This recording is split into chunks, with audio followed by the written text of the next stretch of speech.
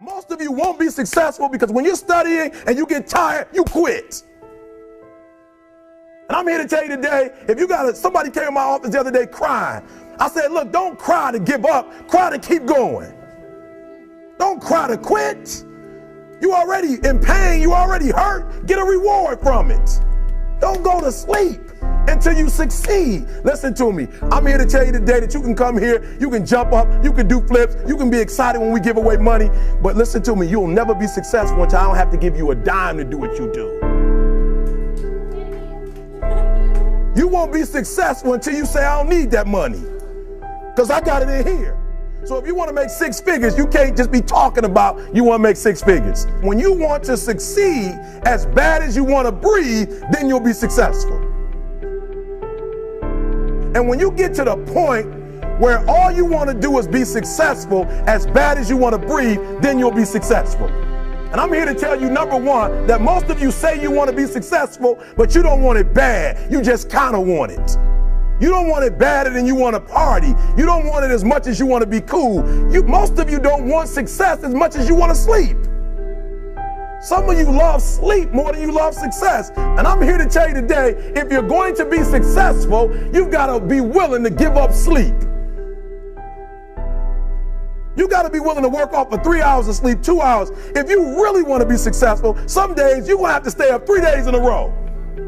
Because if you go to sleep, you might miss the opportunity to be successful. That's how bad you got to want it. You got to go days without, listen to me, you got to want to be successful so bad that you forget to eat. So listen to me. Emmett Smith said this at the end of the commercial. Emmett Smith said, all men are created equal. Some work harder in preseason. I'm going to say it again because you might have missed it. All men are created equal. Some work harder in preseason. So that means that there are some people who are going to see the professor, going to see the TA. And even when the professor says, I don't meet with you, my TA meet with you, you say, I don't want to talk to your TA. I don't pay the TA. I pay you to teach me. So you're going to have to find some time to meet me. If I got to meet you at the mall, if I got to meet you at your house, you are going to see me. Listen to me. All men are created equal. Some work hard in preseason. When I went to college, guys were way smarter than me. 4.0s, 3.0s. They went to the Ivy League high schools, came to Oakwood from these great high schools. Most of them are not doing what I'm doing. Why? Because it's not about where you come from. It's about heart. You come to a place where, being smart ain't enough. You got to have heart. That's number one. Watch number two. Number two, catch number two. I wrote it down. I wanted to make sure you got it. It says to be, watch this. We're talking about sacrifice now. The important thing is this. You're writing while I'm saying it, because I only have about 3 more minutes. Listen to me. The most important thing is this: to be able at any moment to sacrifice what you are for what you will become. That's the number 2 thing. You got to catch that one. To be able to, listen to me, at any moment. Some of you can make sacrifices when Monday Night Football is not on. You can make a sacrifice. But when the game come on, for some reason, you just attach to it. For some of you, when your favorite show come on, you can make sacrifices on Sunday when ain't nothing going on.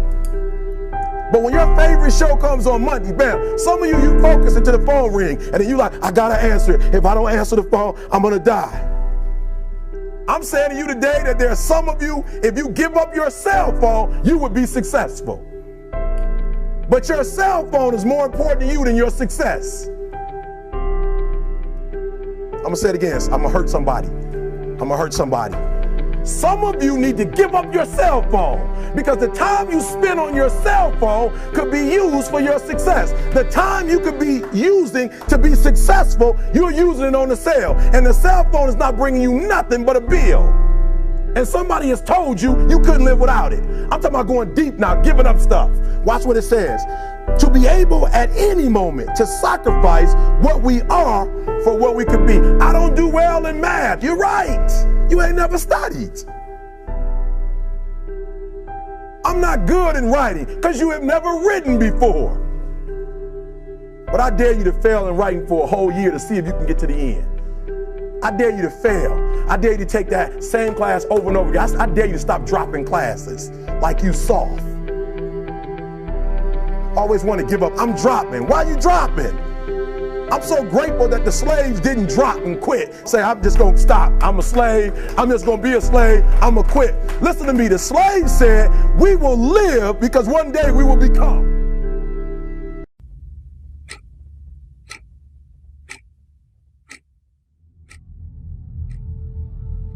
See, whatever you're doing, however you spend your time, that tells you who you are. So think about what it is you like to create in your life experience.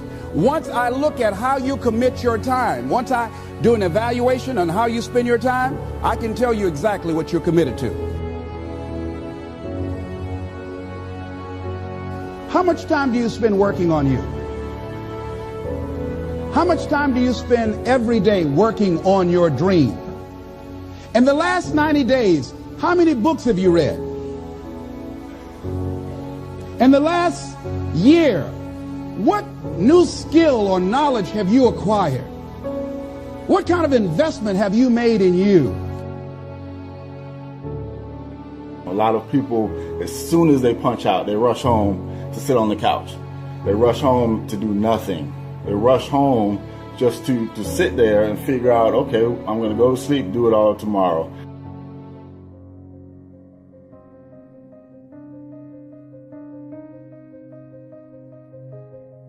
You have to give it everything you got. No more TV, no more parties, no more playing. If you don't have a 4.0, what you need to be doing is studying. This is a life class. That means that we have an opportunity to learn how to maximize our lives. Think of the things that you're doing that somebody else could be doing. And think of yourself as a precious commodity that you are going to reserve your energy for your highest and best use.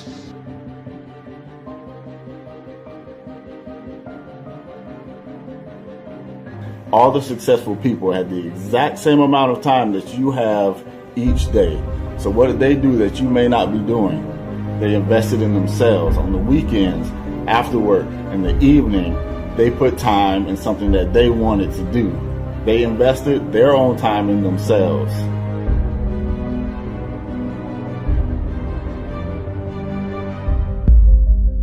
We are busier than any other generation we have seen in the last 300 to 400 years. We are just as busy as we can be, and we think because we're busy, we're effective. But I want you to challenge your schedule for a minute and ask yourself, are you really being effective? Or is your life cluttered with all kinds of stuff that demands you and drains you and taxes you and stops you from being your highest and best self? And are you substituting busyness and all the chaos that goes along with busyness from being effective?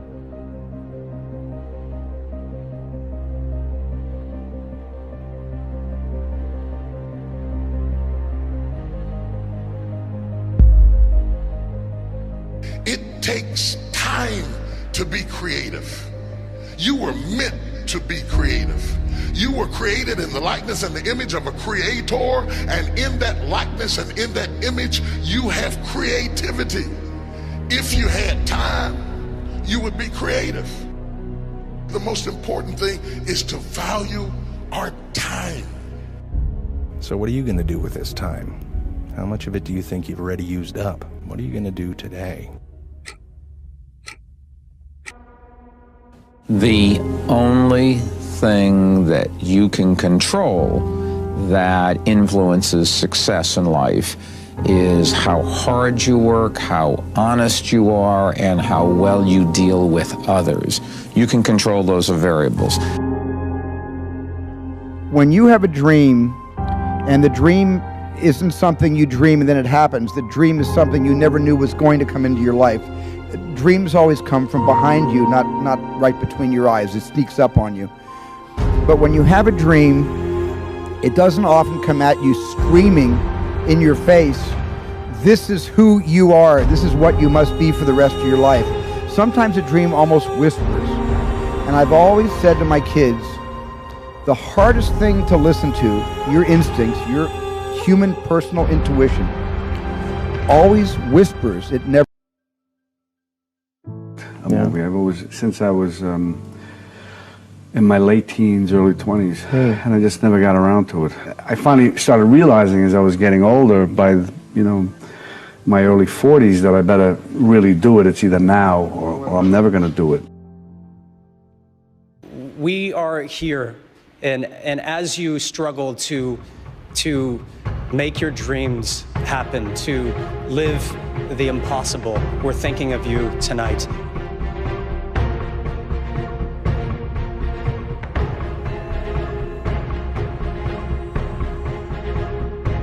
I think some people, and maybe I used to think once you got successful, you could, you're successful and okay, now you can kind of just relax a little bit, but that's not the case at all. You have to pedal even harder. You have to work even more.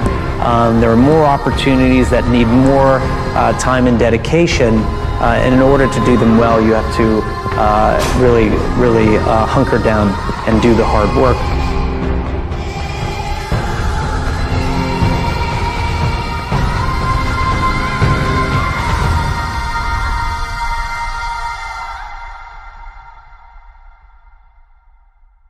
But I've never been afraid of hard work, and I always tell people when I'm asked, and it's pretty often that I'm asked about dreams and achieving creative goals, that I always believe that the bridge between reality and a dream is work.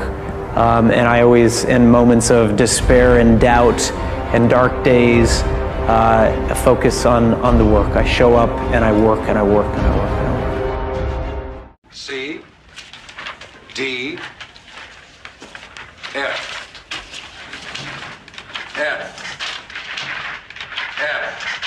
3 weeks we've been talking about the Platt Amendment. What are you people? On dope? What I'd like for you to do right now, I want you to think about your dream, because I'm in a room full of dreamers. Think about your dream right now. I want you to think about it and envision it. Now, ladies and gentlemen, let me share something with you. I do not believe that any of us have dreams that were not given to us for the purpose of accomplishing those particular dreams. And I want to share something with you that has changed my life. I started out, as was indicated by Jack, it's very humble beginnings. I don't know what that dream is that you have. I don't care how far-fetched it might appear to be. I don't care how disappointing it might have been as you've been working toward that dream. But here's what I know, that dream that you're holding in your mind, that it's possible. See, sometimes we can't say, I can do that. But what we can say, that it's possible that I can have my dream. As we run toward it, as we work on it day in and day out. No one, ladies and gentlemen, could have convinced me when I started out just over 6 years ago working on my dream. And I want you to think about whatever your dream is, because I was willing to take a chance, and most people won't do that. Most of the people that you talk to try and bring them into the business, these are not risk takers. Most people have done all that they're ever going to do. They raise a family, they earn a living, and then they die. But people who are running toward their dreams, life has a special kind of meaning. And here's what I will share with you, that in the process of working on your dreams, you are going to incur a lot of disappointment, a lot of failure, a lot of pain, a lot of setbacks, a lot of defeats. But in the process of doing that, you will discover some things about yourself that you don't know right now. What you will realize is that you have greatness within you. I don't have any college training, but I met a high school teacher who one day changed my life. I was waiting on another student, and when he came in, he said to me, young man, go to the board and write what I'm about to tell you. And I said, I can't do that, sir. He said, why not? I said, I'm not one of your students. He said, it doesn't matter, follow my directions now. I said, I can't do that, sir. He said, why not? I said, because I'm educable mentally retarded. And he came from behind his desk and he looked at me. He said, don't ever say that again. Someone's opinion of you does not have to become your reality. If you want to make your dream become reality, the people that are running at their dreams know that it's possible that you can live your dream, that it's necessary, that you're relentless, that you have a plan of action, that you are creative. The people that are living their dream of finding winners to attach themselves to. The people that are living their dreams are the people that know that if it's going to happen, it's up to them. And they're resolving within themselves, it's not over until I win.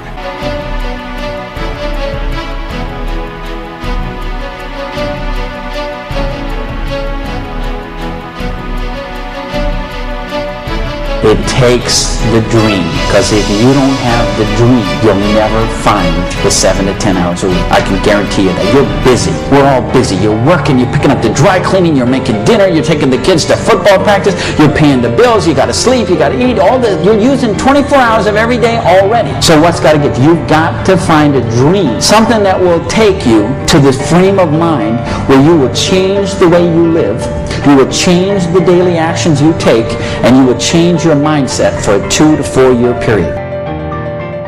You got to set yourself up to win.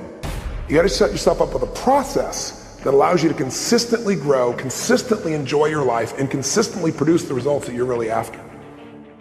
Somebody told you that hard work don't pay off. I'm here to tell you, if you work for it, if you're willing to put in that sweat, that blood, and those tears, baby, I'm telling you, you can have what you want, be what you want, do what you want. Are you hearing me? Keep going till you see it. Don't quit. Don't give up. Listen to me. Don't give up. Don't give in. You hang in there. You hang in there, because if you quit right now, you ain't gonna never see it. But if you hold on, everything you dreamed of, everything you envisioned, everything you worked for, it's coming.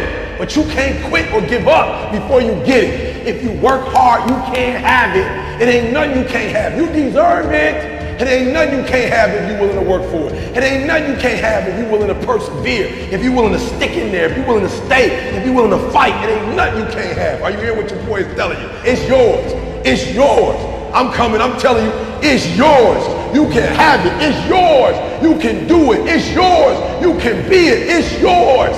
If E.T. can do it, listen to me, anybody can do it. High school dropout, homeless, lived in abandoned buildings, 12 years to get a 4-year degree. If you want it as bad as you want to breathe, if you really, really want it like you say you want it, you can have it. This ain't for the weak and the uncommitted. Are you hearing me?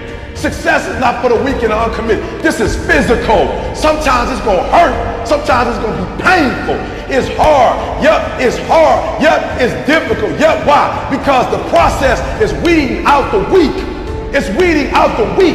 And so sometimes you got to play hard. You got to play physical. You got to play tough. Execution is worship. You got to get to a place that when you start it, you get through the middle of it, the doldrum, and you finish it. Are you hearing me? And not just finish, you finish strong. Listen to me very closely. Most of you, the reason why you'll never be successful is because you procrastinate. You procrastinate. You never finish stuff. Don't get caught up in, well, I've tried it 4 or 5 times and things didn't work out. If there's something that you want and you're hungry for it, you've got to do whatever is necessary until. And when you give the best you can and that's not enough, you must do what is required. And don't give up on yourself. Don't throw the towel in so quickly. The secret to success is finishing. Execution is worship. Are you hearing me? Oh, you better hear what I'm telling you, baby.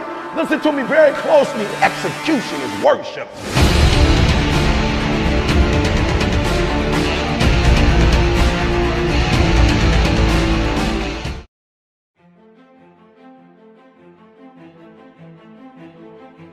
I was getting D's and F's, and the world was telling me I was a loser. My teachers were telling me a loser. My friends' parents weren't saying to my face that I was a loser, but I could see it in their eye. Like, I used to sit there as a 13, 14, 15, 16-year-old and look at my class and my teachers and I'm like, I'm gonna show you. I'm gonna show all of you. You think I suck? I'm gonna be the biggest, best person on earth. I come here to remind you that there's only one thing you can do. The only thing you can do, the only thing that can trump your DNA, the only thing that is controllable, if you want it, if you want this, is work. Work. Like, there's gonna be nothing else. Like, yes, work smart. I can hear the cynicism already. Yes, it's better to have a better strategy and to work smarter. But here's the punchline. Nothing happens without it. And I mean a lot of it. And the more you want, the more work you gotta put in. The bigger your ambition, the more you gotta punch that clock. And you gotta give up fun and leisure and laziness. This message is for the people like, oh, I don't have time. Like, woe is me. Like, why am I not as big as you? I don't have money. It's bad. Like, I didn't get a chance. If you're complaining, you better self-audit yourself, because if you're complaining and I audit you, I promise you, I will find 4 hours that you're not doing jack. You're sleeping. And by the way, I'm a fan of sleep. Sleep is important. So but you might be sleeping 8 hours, and 7's cool too. That's one, right? You're playing mobile games. Like, you've got time for Angry Birds and you're complaining?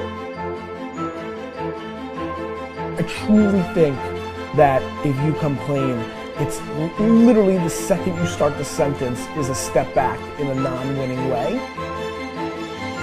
It's just important for people to understand that complaining has no value.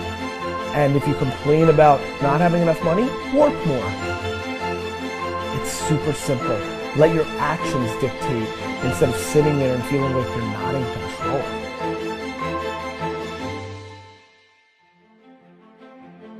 Your actions, my friends, are much, much, much louder than your words.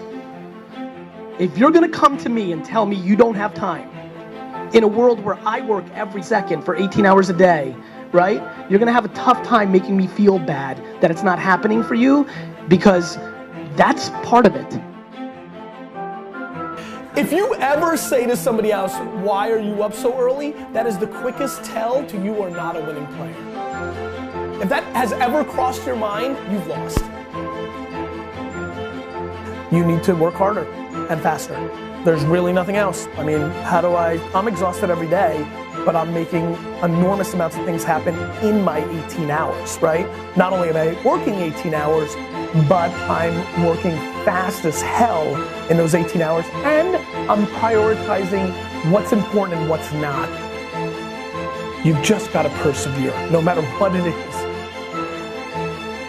And so I think if you want to pop, if you want to be an anomaly, you've got to act like one.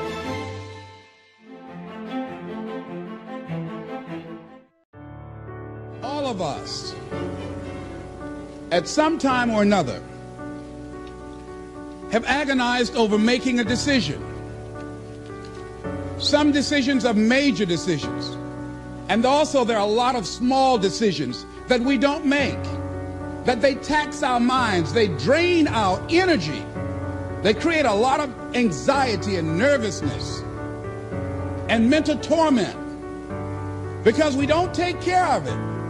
We decide not to decide, which is a decision. Deciding to decide, to act, is a major, major challenge for all of us at different points in different areas of our lives.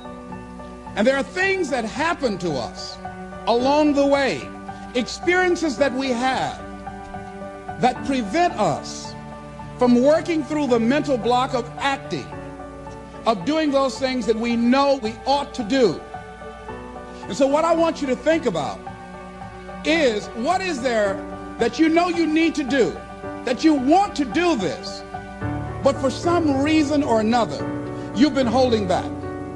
For some reason or another, you just have not been able to gather your nerves or be able to work through the procrastinating or putting it off or justifying or blaming. Some reason or another, you just haven't done it. And you know you ought to do this. You really want to do this, but you don't know why you haven't done it. We know that this is not easy, because in order to begin to reinvent your life, you've got to make a conscious, deliberate, determined effort. That you really have got to put all of yourself into it. It's very challenging to act, to do those things. There are times when you're looking at it and you say, I know I need to do this, but I don't feel like it. I don't want to do it. I know I need to do it, yet leave me alone. No, I don't want to do it. So what do we do? What are those things that cause us to do like that? I think that among the things that prevent us from acting is the fear of failure. And if you've already failed, you don't want to fail again. The pain of that, the disappointment, the fear of loss is another thing. Because many times when we do those things that we know we need to do, we feel that we might lose somebody that we love very much and care about. We don't want to hurt anybody. Many of us don't act because we want other people's approval. We want everybody to like us and to accept us. And that's not possible. Many of us don't do the things that we want to do and don't act because of lack of self-confidence. We don't believe enough in ourselves. There are many reasons why we don't act. There are other things, though, that affect us. Is that not wanting to take personal responsibility. We want somebody else to do it. And many times we pick up our inability to do certain things from people that we love, people that we admire. We identify with them, and we live in the context of their ideas, their opinions, and their life patterns. We buy into it unconsciously. But there's some people, it takes that kind of crises to bring them into reality in order for them to act in their own best interest. Some people have to hit rock bottom in order to rise. I don't know why. You want to begin to look out on your life and what you want for you. And I think that when we begin to focus in the area of what does it take for us to act, I think we can say events can inspire us to act, like that particular event in his life. Circumstances. See, life also are things that can inspire us to act. See, we don't have the courage, and that's what it takes, courage. It takes guts to do that which you know you need to do. If you don't have the courage to act, life many times will move on you and make you act. Life will whoop your butt so bad. You will be so miserable. You will catch so much hell. You say, yes, I will do it. What do you want me to do? Take me. So I'm saying that look at something in your life. It might be just writing a letter to somebody to say thank you. It might be just to apologize to somebody. See, many things we don't do is because of the fact we want people to like us. There's some necessary losses in life. When you decide acting in your best interest, you're going to lose some friends. Everybody's not going to approve of you. There's some people that won't like you. Who do you think you are? You're arrogant. What do you think you can do? You think you can get away with that? You're selfish. It's my life. And so what I'm saying to you is that as you begin to look out on your life, this is challenging. This is not easy acting. So what are the things that we can begin to do to harness our will? Number one, you've got to bring it out and look at it. You've got to take the power out of it. You've got to expose it to the truth. And the truth is that it has no power over you. So write down something you want to act on, but for some reason that you've been holding back, and look at it. The next thing is, ask yourself the question, is it helping you to continue to put it off? If it's an asset for you to continue to procrastinate, then continue to do that. But if it's a liability for you, if it's causing you some mental and some emotional challenges, or perhaps a financial problem, look at that. Examine that for what it is. Next step, ask yourself, what's blocking you? What's preventing you from acting? Why don't you have the courage to handle that? Why won't you face that? What are you running away from? What kind of avoidance behavior are you engaged in? So what is the worst thing that can happen? I want you to visualize that, experience that, feel the nervousness and the discomfort. And the more you run it in your mind, the less power that it will have. Next is, how will you feel after taking this action?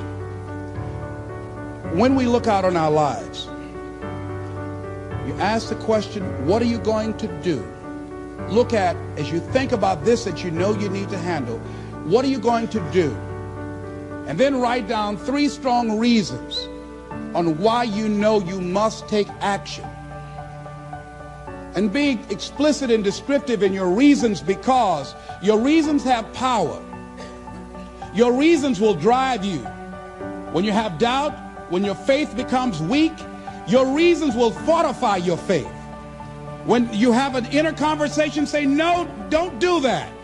Your reasons will become your rod and your staff to comfort you, to take you through those challenging moments. So write down your reasons.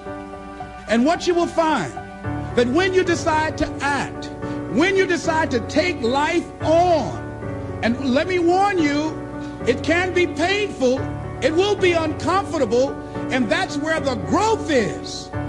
When you're uncomfortable, when you're stretching out, when you're taking life by the collar, you're going to get thrown to the ground again and again and again. But when you have determination, and you know that what you're doing is right, it gives you your life, it gives a special meaning and power to you, you will have some power from on high. You will discover some things about yourself that will begin to electrify your personality. You'll begin to discover some things about you that you don't know you've got when you put yourself in that type of challenging situation. It's a wondrous thing that a decision to act releases energy in the personality. For days on end, a person may drift along without much energy, having no particular sense of direction and having no will to change. Then something happens to alter the pattern. It may be something very simple and inconsequential in itself, but it stabs awake, it alarms, it disturbs. In a flash, one gets a vivid picture of oneself, and it passes. The result is decision, sharp, definitive decision. In the wake of the decision, yes, even as a part of the decision itself, energy is released. The act of decision sweeps all before it, and the life of the individual may be changed forever. When you decide to make decisions, to act, you begin to access power within you that will increase your self-esteem, that will increase and enhance your personal power, that puts you in charge of life. And life has a whole new meaning for you. There's a sense of personal freedom. Doesn't mean you're not going to have any.